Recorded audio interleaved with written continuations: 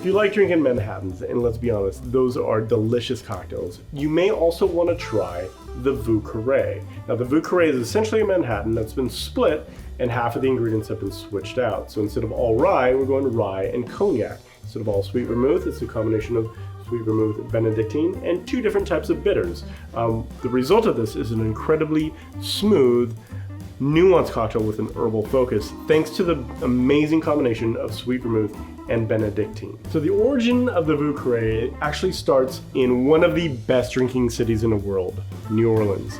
New Orleans has been a birthplace of some really famous cocktails, including the Sazerac, the Ramus Gin Fizz, even Pat O'Brien's Hurricane, and let's not forget the most infamous of all New Orleans cocktails, the Bourbon Street Hand Grenade. So the Vieux Carré was actually created in 1930s at the Hotel Monteleone at the Carousel Bar. The lead bartender at the time, Walter Bergeron, created this drink to honor the French Quarter. My understanding is that Vieux Carré translates from French to Old Square, which is a reference to the French Quarter. So the first time that we see Vieux Carré in print is in Stanley Arthur Crisby's book, Famous New Orleans Cocktails and How to Mix Them in 1937. Now I haven't had a chance to read it, but I really hope to one day and see if the Bourbon Street Hand Grenade made the cut. But why don't we go ahead and make the classic Vieux Carré.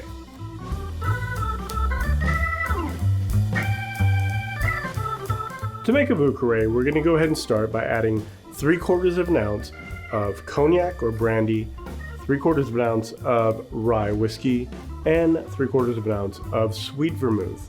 We're going to add 1 bar spoon of benedictine, which is going to give it that beautiful herbal focus that we mentioned earlier, and 2 dashes each of Angostura and PEYCHAUD'S bitters.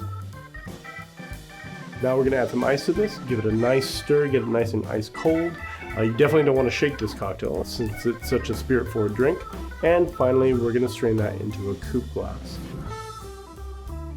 Now the garnish is just a lemon twist with the oils right across the top. And that's how you make a classic Vieux Carré. Cheers, everyone.